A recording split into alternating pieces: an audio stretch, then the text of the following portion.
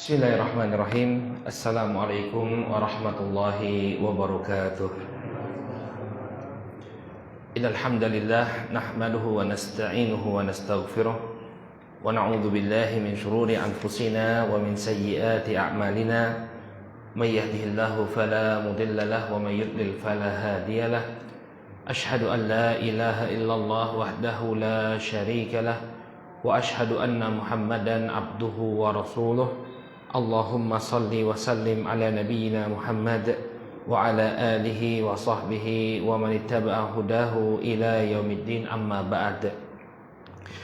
Bapak dan ibu-ibu kaum muslimin wal muslimat yang semoga dirahmati oleh Allah. Alhamdulillah, puji syukur tak henti-hentinya kita panjatkan kepada Allah Subhanahu wa taala atas segala nikmat yang telah Allah Subhanahu wa taala anugerahkan kepada kita semua, sehingga sampai saat ini kita masih bisa melaksanakan amal ibadah kita, melaksanakan ketaatan demi ketaatan kepada Allah di bulan yang mulia ini. Kita berharap mudah-mudahan Allah Subhanahu wa taala senantiasa menganugerahkan taufik dan hidayahnya kepada kita semua. Salawat serta salam semoga senantiasa tercurah kepada junjungan kita Nabi Muhammad, kepada keluarga, para sahabat dan pengikut beliau hingga akhir zaman. Bapak dan Ibu rahimakumullah, insyaallah kita akan kembali melanjutkan pelajaran kita membahas adab-adab Islami yang perlu untuk diketahui oleh setiap muslim dan muslimah. Pada pertemuan yang terakhir, alhamdulillah, sebelum masuk kita ke bulan Ramadan, kita telah masuk ke dalam pembahasan tentang adab-adab bermajelis. Bahwa di antara adab-adab bermajelis, hendaknya majelis itu tidak kosong dari zikrullah, dari menyebut nama Allah Subhanahu wa taala. Maka majelis yang disebut padanya nama Allah Subhanahu wa taala, insyaallah akan Allah Subhanahu wa taala berkahi. Namun sebaliknya, majelis yang kosong dari zikrullah ini diibaratkan dengan ibarat yang sangat buruk sekali, di mana tidaklah bangkit orang dari majelis tersebut melainkan seperti bangkitnya seekor keledai atau seekor bangkai keledai. Maka ini adalah perumpamaan yang sangat buruk sekali. Oleh karena itu hendaknya majelis-majelis kita tidak kosong dari mengingat Allah Subhanahu wa taala. Baik, sekarang insyaallah kita akan masuk ke dalam adab yang kedua dalam bermajelis. Bahwa di antara adab dalam bermajelis adalah ikhtiyar rafiqul majlis. Memilih-milih dengan siapa kita duduk. Jadi tidak boleh bagi seseorang itu untuk sembarangan duduk dalam sebuah majelis, karena bisa jadi teman duduknya itu akan memberikan efek buruk kepada dirinya.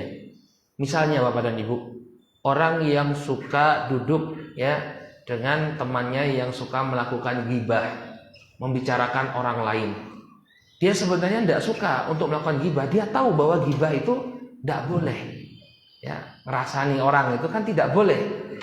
Tapi karena dia tidak memilih temannya, dia berteman dengan siapa saja, duduk dengan siapa saja, akhirnya dia duduk dengan orang yang suka melakukan ghibah, dia pun ikut-ikutan ghibah. Maka teman duduk ini harus kita seleksi, jangan sampai kita duduk bersama orang-orang yang membawa keburukan pada diri kita. Kalau kita bisa mengubah sih tidak jadi masalah, mengingatkan. Tapi rata-rata apalagi kalau jumlah kita cuma sedikit, kita duduk di antara 5 orang, kita sendirian yang tidak mau ghibah, yang lainnya ghibah, pasti kita yang ikut ghibah. Ada orang yang mengingatkan seperti ini, kita tuh jangan suka ngomongin orang lain, jangan sampai kayak si fulan itu loh suka ngomongin orang, padahal dia ngomongin juga. Maka pengaruh seorang teman duduk ini sangat besar, maka orang harus hati-hati. Di sini penulis mengatakan minal umur al-muhimmah jiddan fi hayatil mar'i ikhtiyaru rafiqul majlis. Termasuk perkara yang sangat penting dalam kehidupan seseorang adalah memilih atau selektif dalam memilih teman duduk. Li'anna al-insan yata'atharu bi jalisihi wala budd. Karena seseorang itu pasti akan mendapatkan pengaruh dari teman duduknya. Mahma kanat indahu min quwwati hisanah, sebesar apapun kekuatan dan penjagaan dirinya, pastilah ada pengaruh dari teman duduknya tersebut. Paling tidak kalau dia tidak ikut-ikutan, dia sudah membiarkan satu kemungkaran terjadi. Padahal yang namanya seorang muslim kalau melihat satu kemungkaran hendaknya dia melakukan pengingkaran, ya. Tapi karena posisinya cuma satu orang, yang lainnya kemudian banyak, ya, dia tidak bisa mengingkari kemungkaran tersebut. Walidha arsyadana nabiyuna sallallahu alaihi wasallam ila husni ikhtiyaril khalil.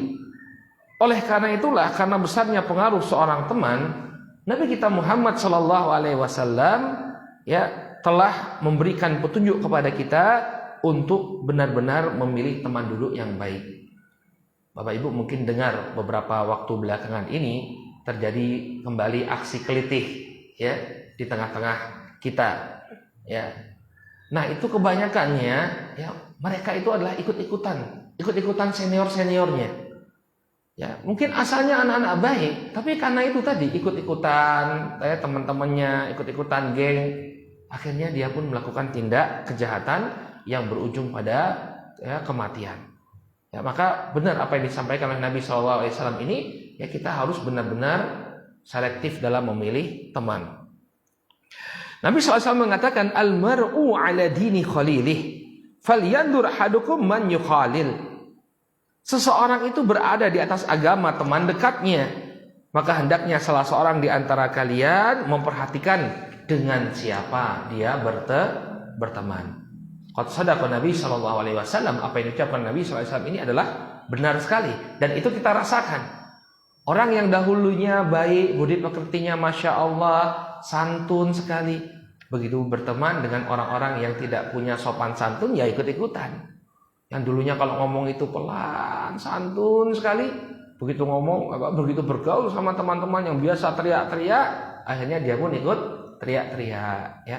Apalagi anak-anak itu sangat mudah dipengaruhi oleh lingkungan. Qala wa ma'na al-hadits anna al-insana 'ala adati sahibihi wa tariqatihi wa siratihi. Makna hadis ini bahwa seseorang ini biasanya, ya, dia mengikuti kebiasaan teman dekatnya, ya, mengikuti apa yang menjadi kebiasaan teman dekatnya. Falyata'ammal wa yatadabbar, ya, man yukhalil. Maka hendaknya dia memikirkan dan merenungkan siapa yang menjadi teman dekatnya. Ya, kalau ada keburukan pada diri kita, coba kita merenung. Mungkin saja bahwa keburukan itu muncul dari pengaruh teman kita. Maka circle itu lingkaran pertemanan, ini banyak sekali pengaruhnya. Ya. Orang yang berteman dengan orang-orang yang menjaga sholat, maka niscaya dia akan ikut menjaga sholatnya. Orang yang berteman dengan orang-orang yang berakhlak baik, maka dia pun akan ikut memiliki akhlak yang baik. Dan sebaliknya, orang yang berteman dengan orang-orang yang berakhlak buruk, maka akhlaknya pun akan ikut buruk. Orang yang berteman dengan orang-orang yang tidak punya adab, tidak punya akhlak, maka dia pun akan ikut memiliki adab yang buruk. Qala faman radiya dinahu wa khuluqah, ya, wa khuluqah khalilhu. Maka barang siapa yang dia ridhoi agama dan akhlaknya, maka hendaknya dia berteman dengan orang-orang seperti itu. Orang-orang yang bagus agamanya, bagus akhlaknya, inilah yang harusnya kita jadikan sebagai teman kita. Ya, wa man la, dan barang siapa yang tidak memiliki akhlak yang baik, maka janganlah, ya, dia berteman. Ya, tajannab fa inna tiba saraqah. Barang siapa yang berteman, barang siapa yang dia tidak ridho agama dan akhlaknya, dia melihat ada orang yang akhlak dan agamanya itu buruk, maka hendaknya dia jauhi. Fa inna tiba saraqah, karena sesungguhnya kebiasaan itu dicuri atau mencuri. Artinya kebiasaan kita itu mengambil kebiasaan orang-orang yang ada di sekitar kita. Walaqad daraba lana Nabi sallallahu alaihi wasallam mathalan. Dan di dalam sebuah hadis Nabi sallallahu alaihi wasallam telah mengambil satu percontohan untuk kita. Waddaha lana atharal jalis ala jalisihi. Dalam hadis tersebut Nabi sallallahu alaihi wasallam telah menjelaskan kepada kita tentang pengaruh teman duduk kepada diri kita. Faqal, Nabi sallallahu alaihi wasallam mengatakan, "Mathalul jalisi salih wasu kahamilil miski wa nafikil kir." Permisalan teman duduk yang saleh dan teman duduk yang buruk ini seperti seorang penjual minyak wangi dan seorang peniup tungku api. Ya, jadi kalau teman yang baik itu Bapak dan Ibu, itu seperti orang yang jualan minyak wangi. Apa manfaat kita berteman dengan seorang penjual minyak wangi, nanti akan disebutkan. Wa nafi al-kir artinya seorang peniup tungku api. Dahulu Bapak dan Ibu, orang kalau ingin membuat suatu benda, suatu perkakas dari besi, mereka akan panaskan lempengan besi tersebut. Nah, agar lempengan besi itu terbakar dengan baik, maka ada satu orang yang bertugas untuk meniup tungku. Ya, dengan pipa yang panjang dia niup. Tugasnya cuma niup saja. Agar apa? Agar baranya itu selalu menyala. Ini namanya nafikh al-kir. Nah, teman duduk yang baik itu seperti seorang penjual minyak wangi dan seorang teman yang buruk ini seperti seorang peniup tungku api. Fahamilul mis imma an yuhdiyakak atau imma an yuhdiyak wa imma an tabta'a minhu wa imma an tajida minhu rihan thayyibah. Maka teman duduk yang baik ini seperti penjual minyak wangi. Penjual minyak wangi itu bisa jadi dia memberikan hadiah kepadamu. Jadi dia memberikan minyak wangi. Ya, namanya juga juragan minyak wangi. Apalah artinya sebotol kecil minyak wangi? Ya, karena kita berteman dengan dia, dihadiahkan. Atau wa imma an tabta'a minhu. Atau engkau bisa membeli minyak wangi itu darinya. Dia ahli minyak wangi, tahu. Kamu maunya yang seperti apa? Mau yang gaya muda atau gaya orang lanjut usia misalnya kan? Tergantung misalnya. Pengennya gaya muda. Ya udah pakai ini. Ya, ini wanginya awet. Ya.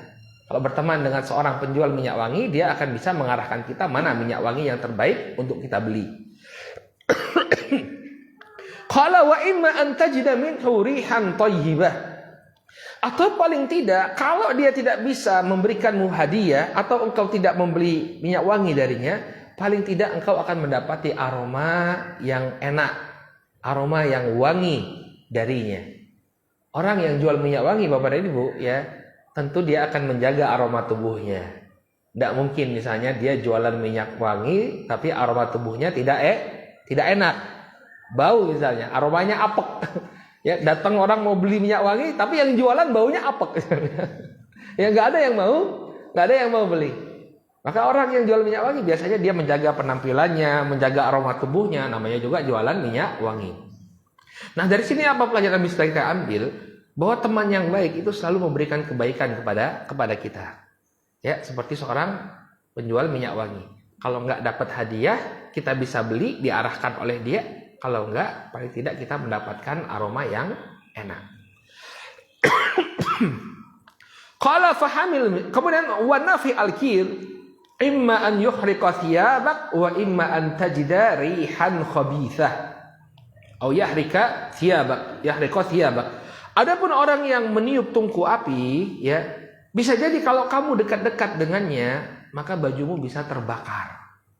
Ya, misalnya kita menemui dia di tempat dia bekerja, apa yang terjadi? Percikan-percikan api akan menyambar baju kita. Begitu keluar, bolong bajunya. Wa imma an tajida rihan khabithah. Kalau misalnya kita tidak menemui dia di tempat kerjanya, paling tidak apa? Kita mendapatkan aroma yang tidak enak. Orang yang niup tungku api keringetan, aromanya tidak enak. Ya. Maka demikianlah perumpamaan seorang teman yang buruk, ya. Sedikit banyak ada keburukan yang kita dapati dari dirinya. Wal haditsu bayyinun fi tahdhiri min mujalasati ahli su'. Maka hadis ini menjelaskan kepada kita, mengingatkan kita untuk tidak duduk-duduk dengan orang-orang yang memiliki keburukan, orang-orang yang buruk. Wa targhib fi mujalasati ahli shalah wa taqwa. Dan juga dorongan bagi kita untuk duduk-duduk bersama orang-orang yang saleh dan orang-orang yang bertakwa. Ya, jadi kita didorong untuk bermajlis dengan orang-orang yang saleh dan bertakwa. Wa jalisisu imma mubtadi'an wa imma fasiqan. Nah, siapakah teman duduk yang buruk itu? Ya, di sini beliau menjelaskan teman duduk yang buruk itu adalah mubtadi'an. Mubtadi'an itu adalah orang yang melakukan penyelewengan dalam agama. Orang-orang yang memiliki pemikiran yang menyimpang dalam beragama. Wa imma fasiqan, atau orang-orang yang fasik, orang-orang yang gemar melakukan kemaksiatan. Maka ini orang-orang yang hendaknya kita jauhi. Tidaklah kemudian kita duduk bersama mereka. Lalu beliau jelaskan dengan lebih detail, kenapa tidak boleh duduk dengan orang-orang yang memiliki pandangan agama yang menyimpang. Fa in kana mubtadi'an faqad ja'at aqwalu salaf fi tahdhiri minhum.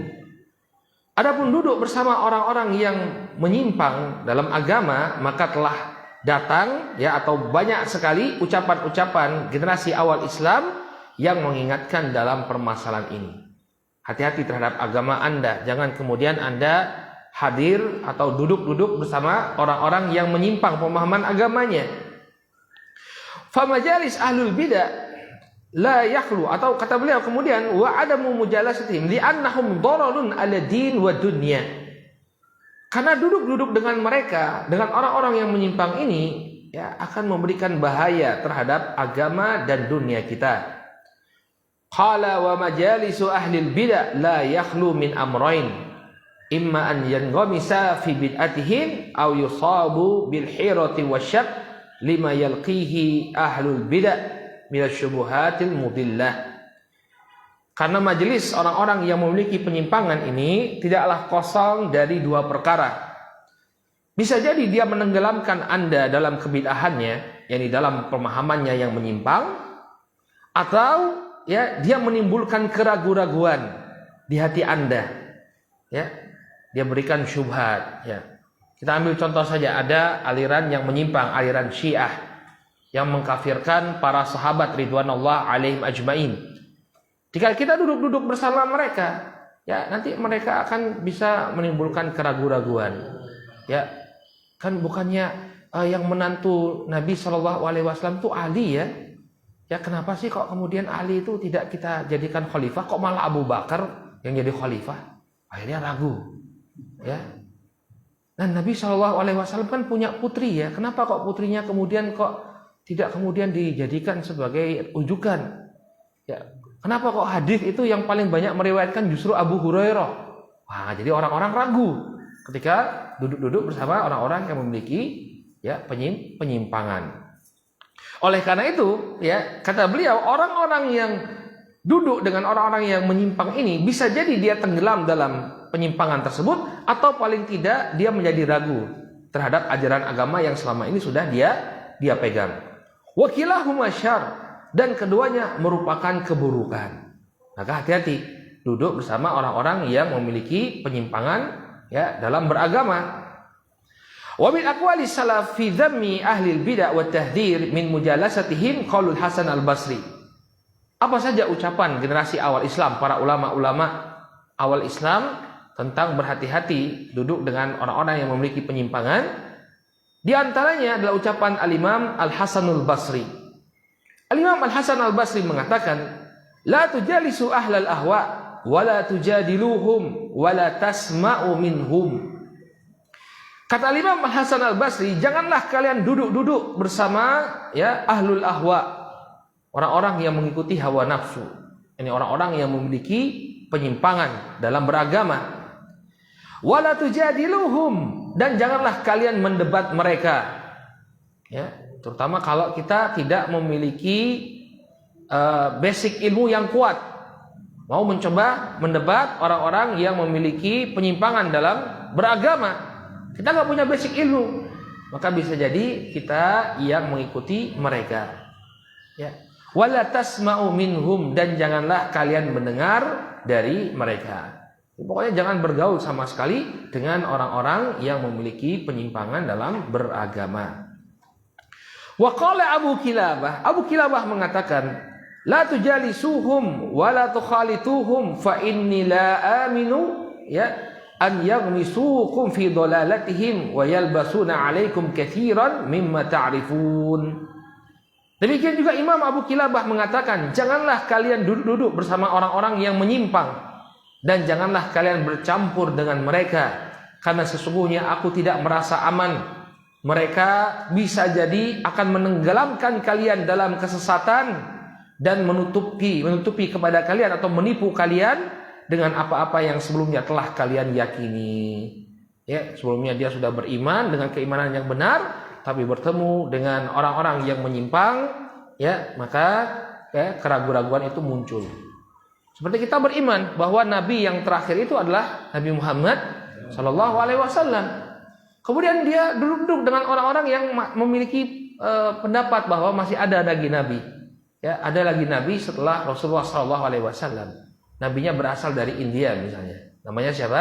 Mirza Ghulam Ahmad. Ya, ada Nabi ya setelah Rasul Sallallahu Alaihi Wasallam. Lalu dia bawakan ayat-ayat Al-Quran yang sudah diselewengkan maknanya. Ya, maka ini merupakan suatu hal yang sangat berbahaya. Kalau kita tidak punya basic ilmu, ya maka kita bisa mengikuti mereka. Atau ada sekelompok orang yang dia menganggap bahwa golongannya lah yang Muslim, yang lainnya itu kafir.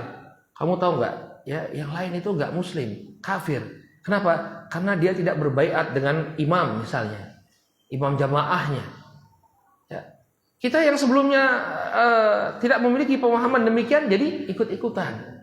Maka berhati-hati kita ya dari orang-orang yang memiliki ya penyimpangan dalam beragama. Bisa jadi kita ikut-ikutan atau paling tidak ya kita ragu-ragu dengan apa yang kita yakini selama ini.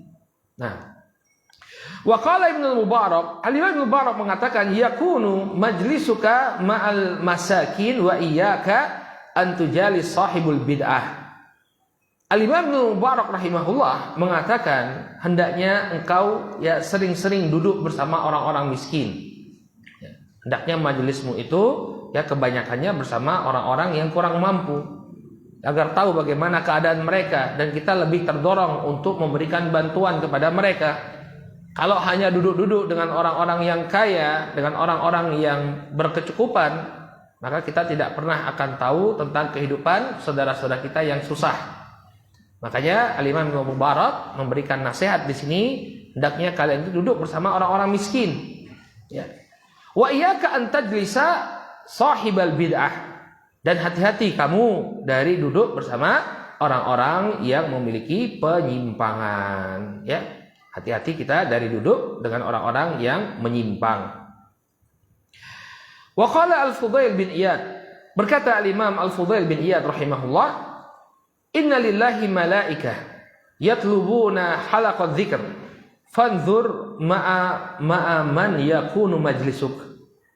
Sesungguhnya Allah Subhanahu wa taala memiliki malaikat-malaikat yang mencari-cari ya halaqah-halaqah dzikir, perkumpulan-perkumpulan zikir, ya, majelis-majelis zikir. Fanzur ma'aman yakunu majlisuk. Maka perhatikan, ya, kamu itu duduk di mana? Apakah Anda itu duduk di majelis yang disebut padanya nama Allah Subhanahu wa taala, majelis ilmu yang dibacakan padanya ayat-ayat Al-Qur'an dan juga sunnah-sunnah Rasul sallallahu alaihi wasallam, atau majelis yang seperti apa? Qala la yakunu majlisuk ma'a sahibil bid'ah fa innallaha la yanzur ilaihim. Ya. Maka hati-hati kalian, janganlah engkau kemudian menjadikan majelismu itu bersama orang-orang yang menyimpang. Maka sesungguhnya Allah Subhanahu wa taala tidak akan melihat kepada mereka. Hati-hati. Artinya Allah Subhanahu wa taala tidak akan mencurahkan rahmat kepada orang-orang yang memiliki penyimpangan dalam beragama. Ya. Wa alamatun nifaq an yakuma ar-rajulu yaq'udu ma'a sahibil bid'ah. Dan termasuk tanda kemunafikan bahwa seseorang ya itu duduk-duduk bersama ahlul bid'ah, bersama orang-orang yang memiliki penyimpangan, ya. Jadi walaupun dia tidak ikut menyimpang, tapi keberadaan dia duduk bersama orang-orang yang menyimpang, ini merupakan tanda kemunafikan.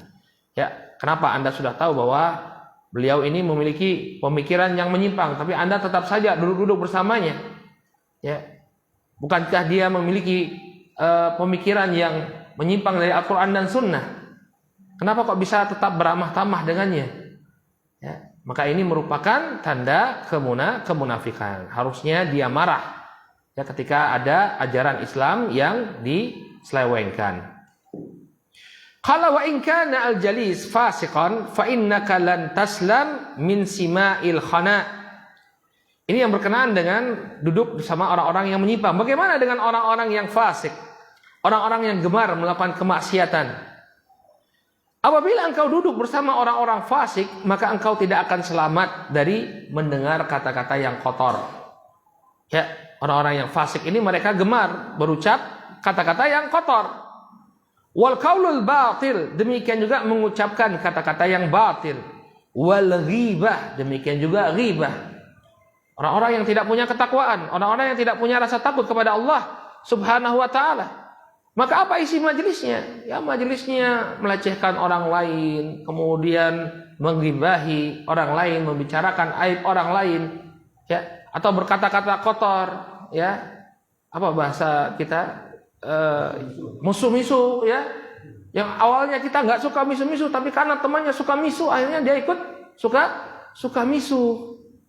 Waqad yusahib dzalika tahawun fi shalawat. Demikian juga mereka biasanya adalah orang-orang yang meremehkan perkara salat, tidak salat sama sekali.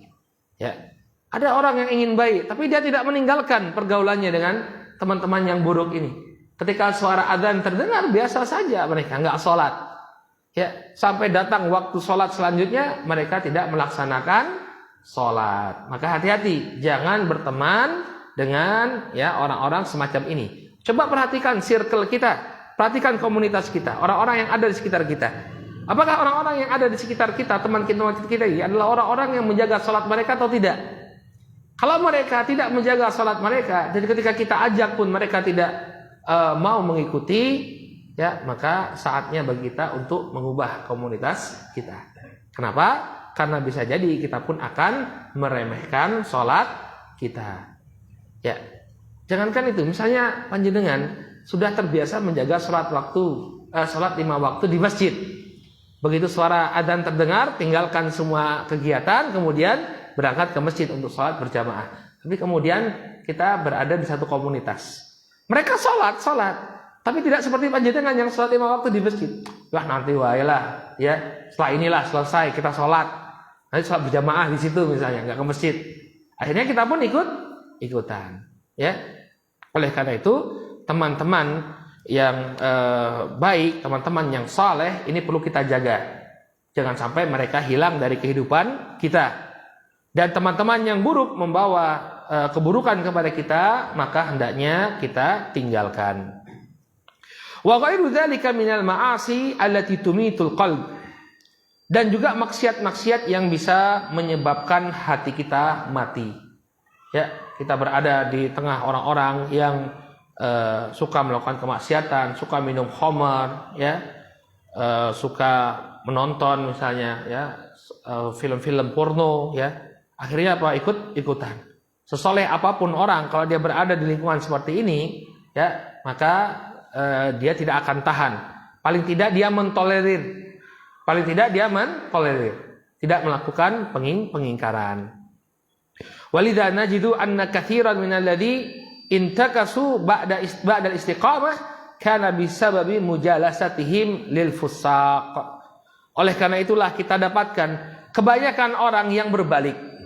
Sebelumnya dia istiqamah, sebelumnya dia masya Allah, ya, adalah seorang yang saleh, yang menjaga agamanya. Tapi kemudian dia berbalik menjadi seorang pelaku maksiat. Apa sebabnya?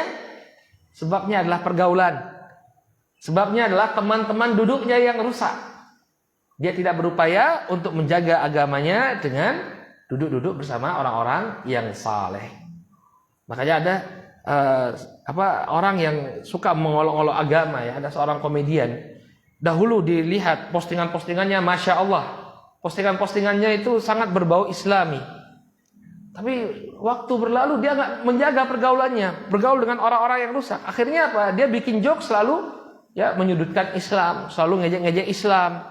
Ya, nah, ini menunjukkan bahwa apa? Pergaulan ini sangat besar sekali pengaruhnya. Bisa jadi orang yang istiqamah, ya, orang yang menjaga agamanya, ya menjadi menyimpang karena apa?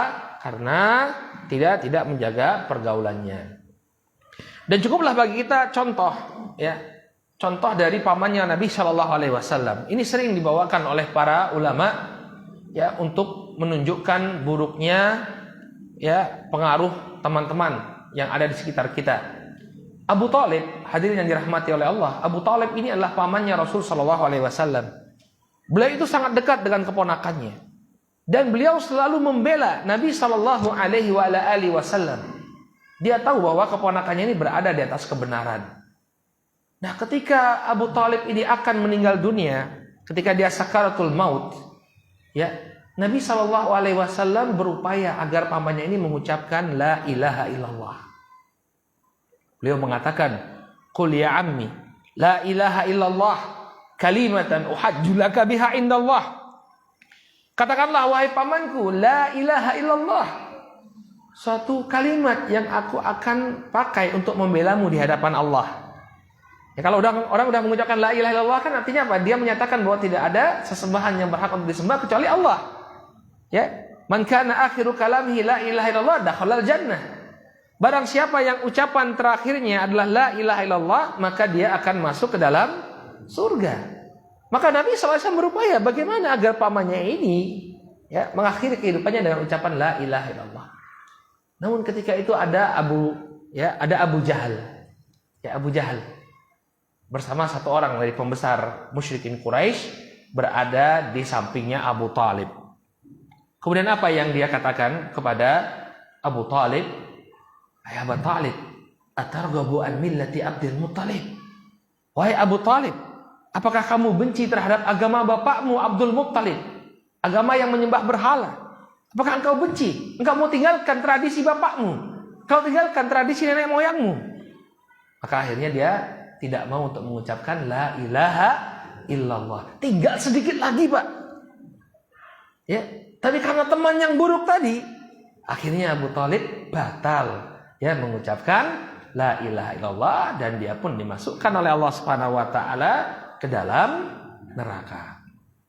Kemudian contoh lain lagi yang sering dibawakan oleh para ulama tentang kisah pembunuh 99 nyawa. Ada orang yang dia sudah membunuh 99 nyawa. Ketika itu dia ingin bertobat, tapi dia datang kepada orang yang keliru, orang yang salah. Dia datang kepada seorang ahli ibadah yang tidak punya ilmu. Lalu dia bertanya, "Ya, saya sudah bunuh 99 orang. Apakah masih ada ampunan Allah Subhanahu wa taala untuk saya?" Maka kata orang ini bodoh, dia cuma senang ibadah, tidak punya ilmu, dia memberikan fatwa yang keliru. Ya, sudah banyak orang yang kau bunuh, maka Allah tidak akan memberikan ampunan kepadamu. Maka marahlah sang pembunuh.